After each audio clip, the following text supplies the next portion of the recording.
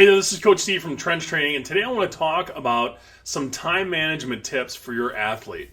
You know, sports are just growing in the amount of time they demand from our kids and from coaches and from anybody that's involved, parents as well. So what I want to do is I just want to go through a few time management tips that might help your athlete better deal with all the demands on their time.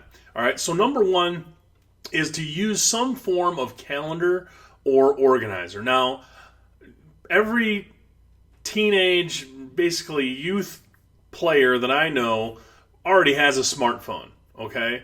And if you're in middle school, in high school, I know pretty much all of you have a smartphone. So that's what I would recommend because that's what you always have with you.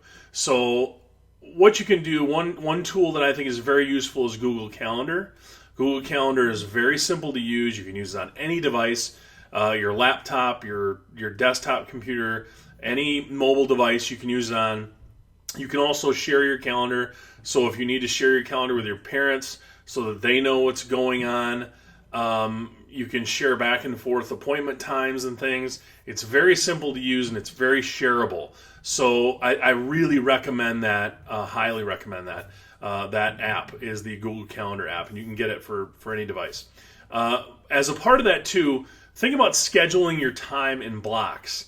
You know, block out a certain amount of time for the different things that you have to get done in a day, so that, you know, create daily and weekly and monthly goals of the things that you need to get done.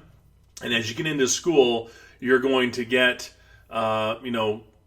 assignments and those things, and make sure they get into that calendar so that you can keep track of things. Make sure all your practices, your workouts, any commitments that you have, your job, your family commitments, all those things get in the calendar so you can keep track of everything.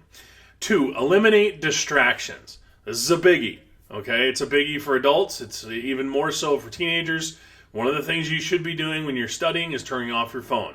You don't need your phone on when you study. It's just a distraction.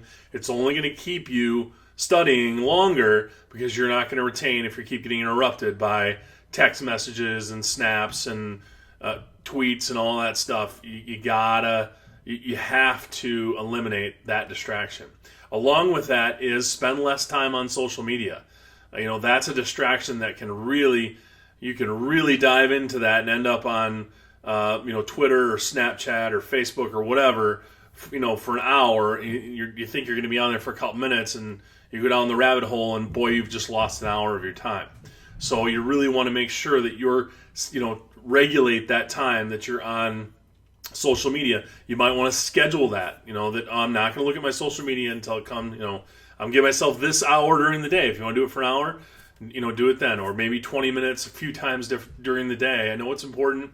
I know you're not going to want to, your kids are not going to want to get away from it, but you need to make sure you limit that time because that can really, really eat up your time fast. Number 3, spread out the work, okay? And this goes with your schoolwork. More times than not, especially when you started getting into high school, I know in middle school as well, for my daughter, kids are getting their assignments well in advance of when they're due. So any of that stuff like reports and tests, exams, quizzes, whatever, if you get a schedule of when those things are due, a month, 2 months, 3 months in advance, get them on the calendar and plan accordingly. If you spread that work out over a bigger period of time instead of procrastinating, because procrastination is what's going to get you in trouble with your schedule. Because when you've got schoolwork that has to be done, tomorrow, you have no choice. You have to eat up whatever day you have, or maybe you wait a week. Maybe you wait until the last week to do a 20-page paper, and now you've got to spend every hour you can working on that paper for an entire week. That really jams up your schedule. So plan that out as you get work from your teachers. Make sure you plan that and schedule that out so you can spread that out over the longest time possible and chip away at it so you're not cramming it all into 1 week and it's a fire drill to get things done.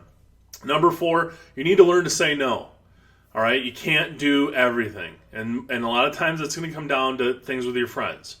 All right, you can't go to every party. You can't go to every time they want to go to the mall or every time they want to go to a park or whatever. You can't go every time. You have to be able to say no to especially your friends, and that's the hardest one. That's why I want to use that example. But you have to learn to say no to things, so you can say yes to the more important things. All right, so that's a big one. The fifth one, the last one, is use your weekend wisely, and this goes right along with that. Learn to say no. You know, your weekends, I know that's your free time, but schedule it out. You know, if you schedule just an hour of schoolwork, you know, maybe on early Sunday afternoon and getting it done, you know, before the Packer game comes on, or, you know, before you go out and do something with your friends or whatever, but schedule that free time out. You know, you should have time away. You should have time to yourself. You should have free time. But those weekends, that's a big block of time where you don't have school. You know, you might have sporting events. You might have practices and things like that, but you usually don't have as much. Make sure you're using that time wisely and not just sleeping the days away and vegging out. Get some things done on the weekends so you can free up time during the week. All right, so those are the 5 things. Again, we'll go back through them quick. 1 is use a calendar or organizer. I strongly suggest Google Calendar. 2 is eliminate distractions, especially on social media. 3, spread out the work. 4 is learn to say no. And 5 is use your weekends wisely. I hope you found some value with these tips. If you did, please like, comment, and share. Also, make sure you go to TrenchTraining.com. Get signed up for your free membership. There's lots of cool free content in there, which we're going to be adding to throughout these next coming months. So thanks for stopping by today. Until next time, bye for now.